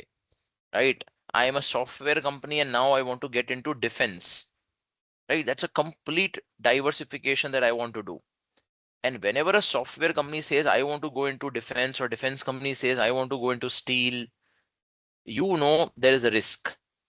Because the management who is aware about running a software business, I don't know how strategic fit will they be in running a business which is defense. It's not necessary you set it up on your own. You may simply acquire a company to set this up. So the risk: lack of knowledge and experience in operating an unknown business is always there, and potential to overpay. If you acquire such companies, you may overpay. But this, I think, is the biggest risk. When you get into an unrelated new business, do you have the expertise to do this? Also, Yep. So, but when like the company acquires another company, Hmm. isn't it usually like they use the resources that already that company has set up, so they don't have to do everything again? So, like this lack of knowledge and experience, how Hmm. does it come into play if that company has already the workers Management. and the employees? Okay, the Yes. management of it.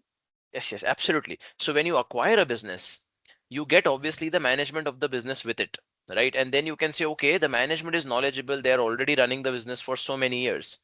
The only problem is when an acquisition happens, you don't know whether the management will stay, right? You cannot keep them there forever. And suddenly, if the management says, okay, we don't want to be part of the business, post acquisition, we want to exit, you are looking at a bigger risk because now you have a business and you don't know how to run the business. So that lack of knowledge and experience is always a problem. And even if there is a change of management, sometimes the cultural issues are a problem. In finance, we generally don't read cultural issues. But when you read in mergers and acquisitions, this is one of the biggest reason for failure of deals. Like Indian companies do not like Western employees. The Western employees don't fit with Indian promoters. Cross-border transactions are very difficult. The way we work in different geographies is very difficult. So this lack of knowledge does exist because sometimes the person who's selling the business exits. It's as simple as Flipkart, right?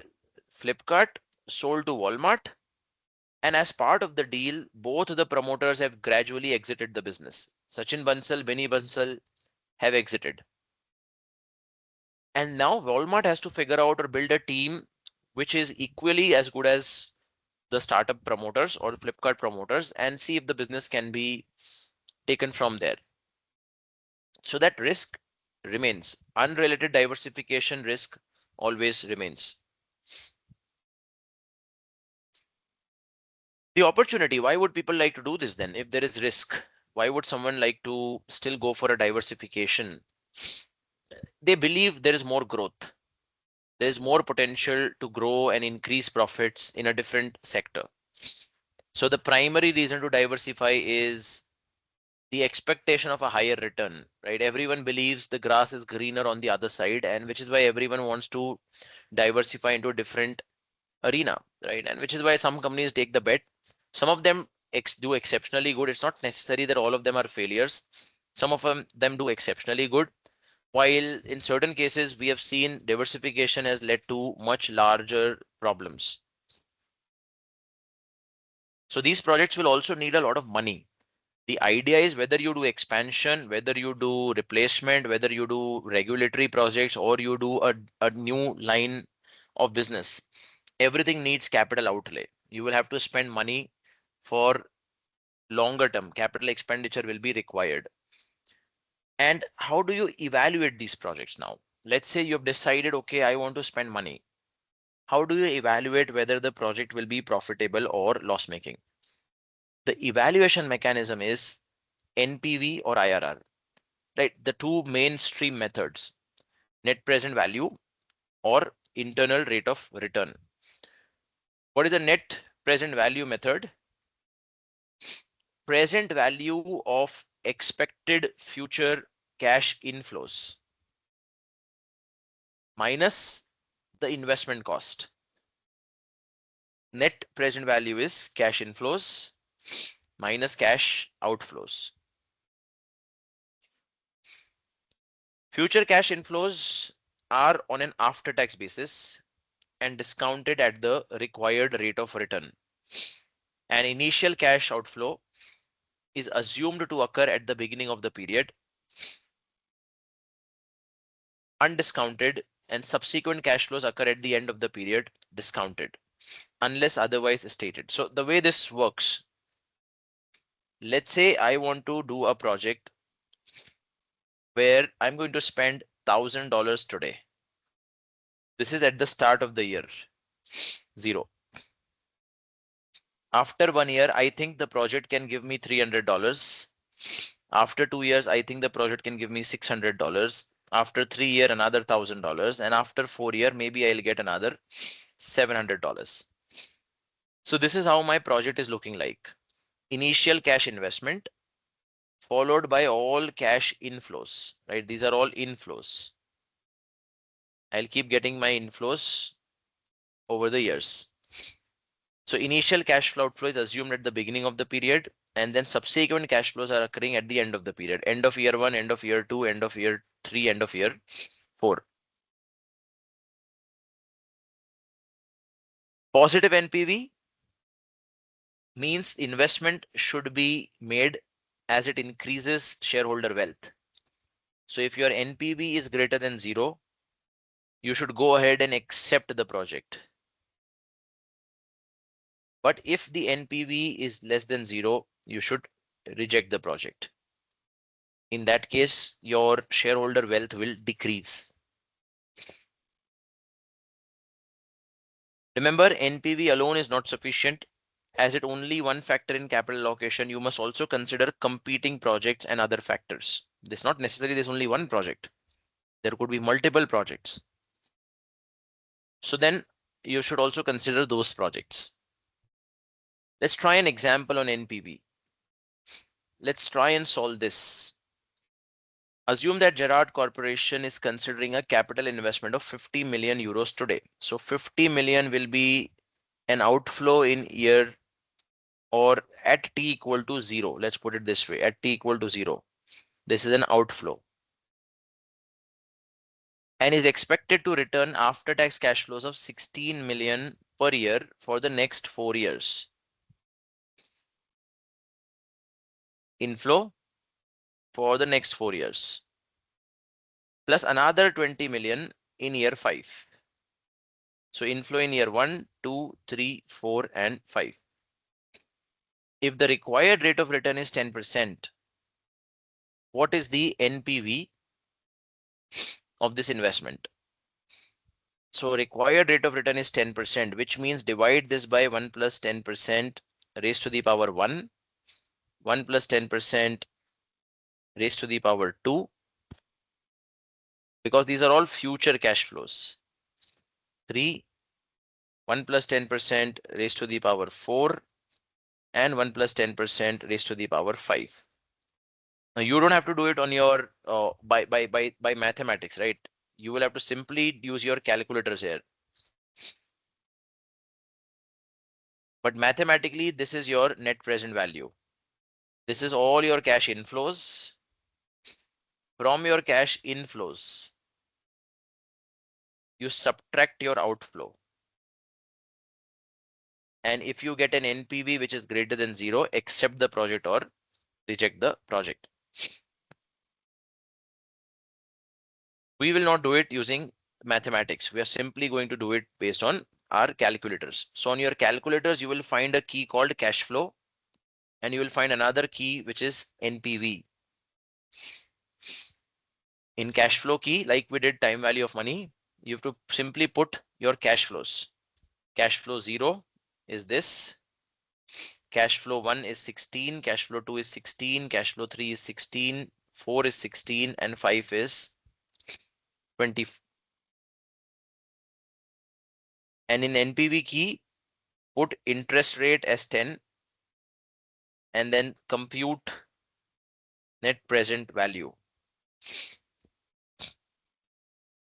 So on your calculator, you will just have to put these keys and solve for it. So let's try it on the calculator quickly. Let me just open up the calculator for you. 13.74. How much? 18 point? 13. 13 point. Okay. Yeah, let's just check. I'm sure this is 13.14. Perfect. That's absolutely right. 13.14. Right. So if you're going to do it on your calculator, this key will be helpful, cash flow key, and this key will be helpful, NPV key. In the cash flow key, like we've talked previously, just put up your investments. Like the first investment is 50 minus sign, right? Cash flow 0 minus 50. Cash flow 1, 16. And set the frequency to 4, because for the next 4 years, you will have 16, 16, 16. And then this is 20. in the 5th year. Your cash flows are ready. In NPV interest, put 10% as your cost and then compute your NPV for 13.14. So in your cash flows, just put 50 in the first cash flow, 16 for the next 4 cash flows, 20 in the 5th cash flow, interest 10%, and your NPV is 13.14, which means 13 million of profit is what we are looking at, and therefore you should accept the project. And if you do it using mathematics, this is how your formula will be set up. So net present value basically says you have a profitable operation. The profitability is something that indicates you should accept the project.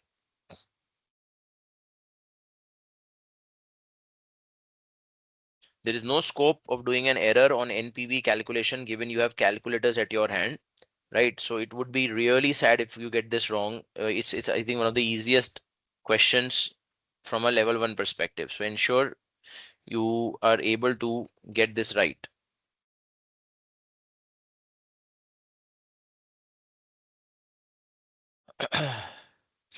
Now, in capital budgeting, cash flows also have a pattern. The pattern is unconventional or conventional. The unconventional cash flow is what you see here in front of you. Unconventional pattern means the sign will keep changing, right? Negative, positive, positive, negative. So from negative, you went to positive, from positive, you went to negative, and then you again went to positive. This is an unconventional cash flow. Let's quickly calculate the return of the unconventional cash flow using our calculators. The problem with unconventional cash flow is sometimes they may not give you a number. They may give you an error on the calculators. There's a possibility unconventional cash flows do not offer an accurate number, but then there is always a possibility that you are able to solve this.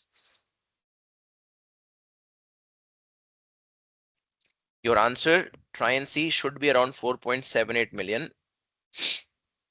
but it is not always necessary that unconventional cash flow pattern will give you an answer.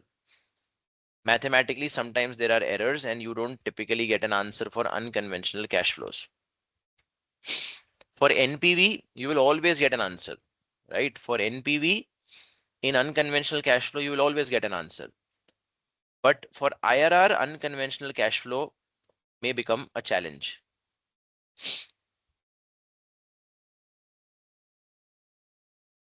My question here is how to use a calculator when you look to the time. We have, let's say, 1.5. Oh, when you have a Is 1 point, yes, when you have a 1.5, you cannot use your calculators. That's where you will have to do it manually. Perfect. The calculator is by default set for 1 year.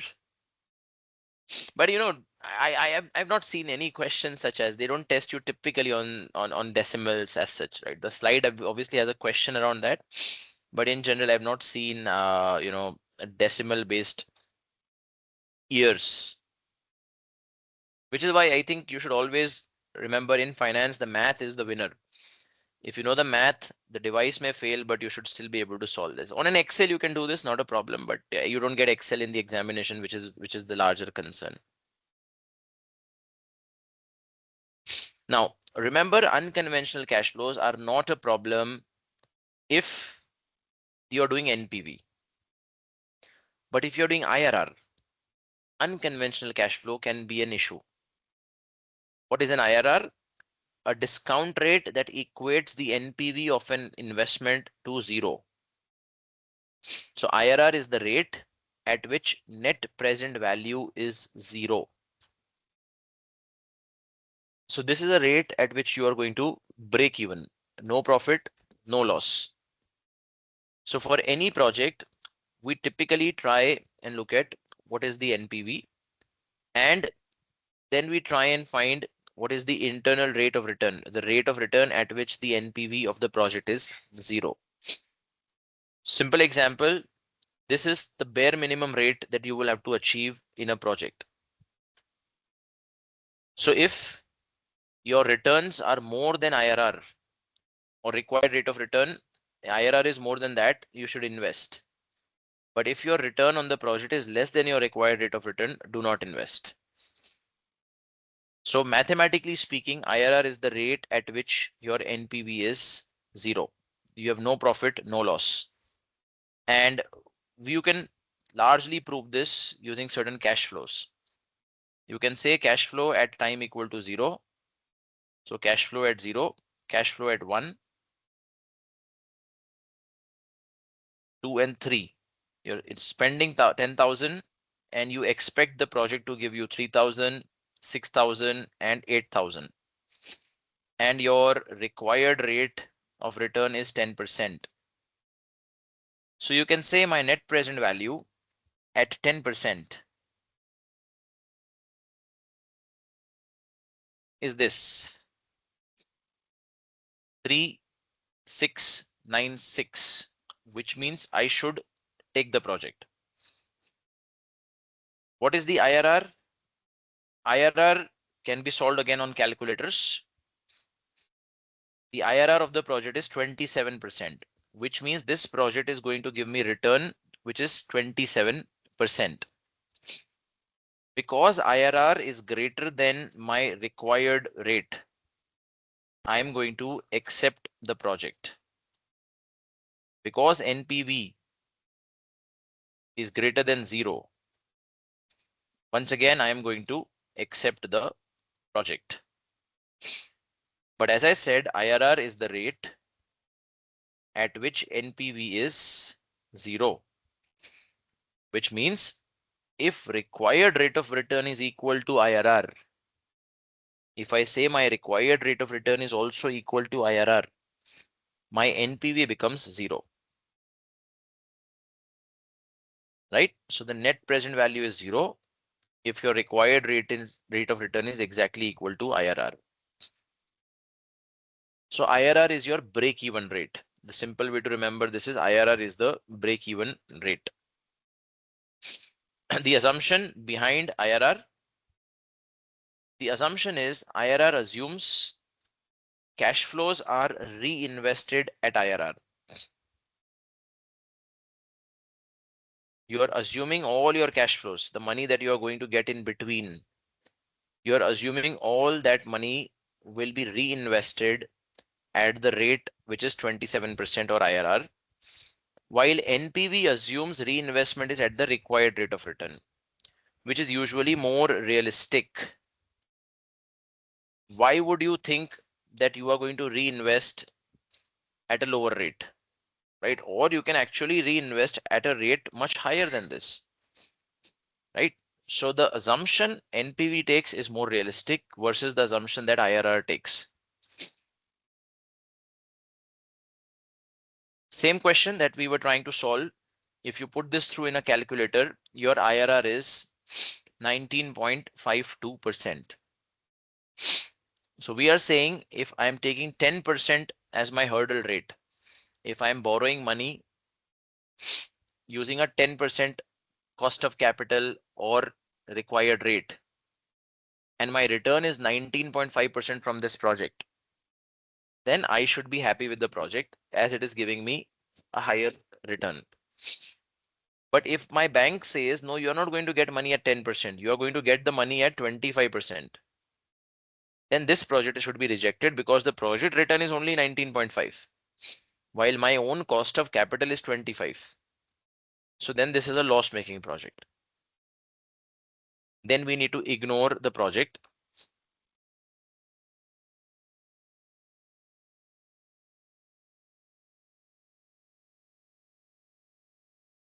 Now, multiple IRR is a problem.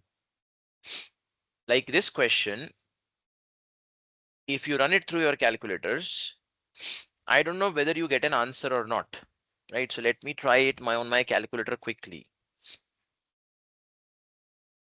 So let's just put this on the calculator.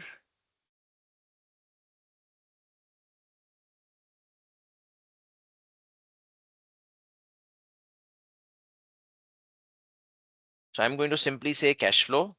The first cash flow is 1000 negative. Second cash flow 5000 positive. Oh, 1000 negative didn't go through. Sorry. 1000 with a negative sign, enter. Yeah, now it is through. And my next cash flow is 6000 negative. Perfect. I've entered 3 cash flow. And on the IRR compute, you are getting a 200% IRR. Now you're only getting one answer. But this can also yield multiple IRRs. Why multiple IRRs? Because mathematically speaking, this is a polynomial equation. This is more of a quadratic equation.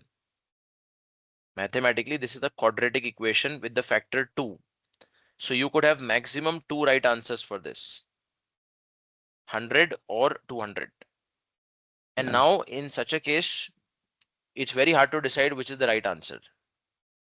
This typically happens with non-conventional cash flows where the signs change.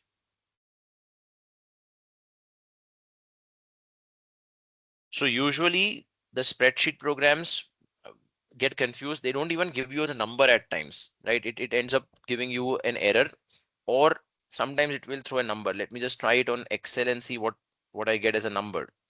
If I say minus 1000, 5000 and minus 6000, let's say these are the numbers.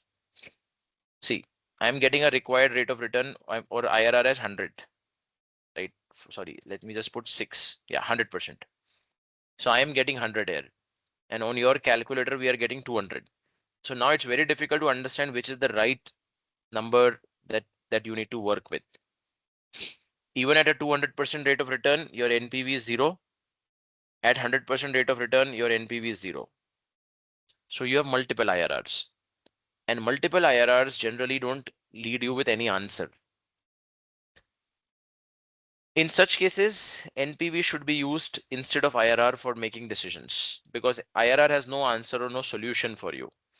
It has left you with 2 choices and you don't know which is the correct one to use. So then rely on NPV and make a decision based on net present value. The choice therefore between NPV and IRR, for conventional projects, NPV and IRR will give you the same result. Normal projects. But NPV and IRR may give conflicting results for projects with different size which is small and large projects. Small investment versus large investment, $1,000 versus $1 billion. In that case, NPV and IRR may have a problem. All said and done, NPV is theoretically the best method. However, a limitation, it does not include any consideration to the size of the project.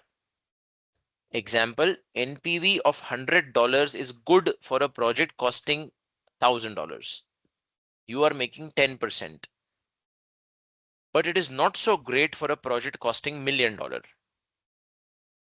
But NPV rule is very simple. NPV greater than 0 except you accept a project giving you $100 profit on an investment of $1 million, which is useless. So the size factor NPV cannot capture. IRR can do that and it can tell you percentage return, 10% or 0.1%. So the advantage is it measures profitability as a percentage of return on investment. The limitations are multifold. It can give you conflicting rankings for mutually exclusive projects.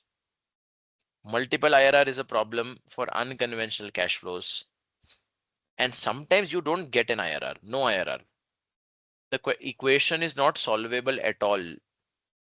So both multiple and no IRR are a problem. In this case, you were getting multiple IRRs, right? But you know, if we just change this and if I say ran between minus 1000 to plus 3000. Now, if you will see, I am not even getting an answer. My Excel sheet is throwing me an error. This is a place where Excel is trying to tell me there is no right answer. There is no IRR available for such a cash flow. I can't give you a number. While in some cases, it gives me a number, minus 37.4. So when cash flows are unconventional, IRR has a problem that it may at times give you more than one right answer and at times gives you nothing. Plus, IRR always assumes that the reinvestment is happening back at IRR, which is not realistic or possible always. So what is the final answer out here? If you have to choose between NPV IRR, the final answer is NPV. If there's always a problem, prefer NPV. NPV gets a priority. The NPV and IRR methods may rank projects differently. If projects are independent, which means you can do project A, you can also do project B, you can also do project C. You can do all independent projects. They're not dependent on each other, except if NPV is 0. But if projects are mutually exclusive, which means A or B, if you take A, you reject B. And if you take B, you reject A. Except if NPV is 0, and you can get a different result when IRR is greater than R. So always focus on NPV when taking projects. Drawback of IRR and why NPV is preferred. Talked about the same thing. NPV says you are going to reinvest cash flows at required rate of return. And IRR says you can reinvest cash flows at the IRR. This is realistic. So both methods can be solved using calculator. And that is why calculator obviously is necessary in this. And both the methods, the preferred option is always net present value. IRR is great in the industry. You will see people using IRR, no running away from IRR. It is as effective as it gets. But again, there may be problems at times which you should be aware about, at least while working through with an IRR concept.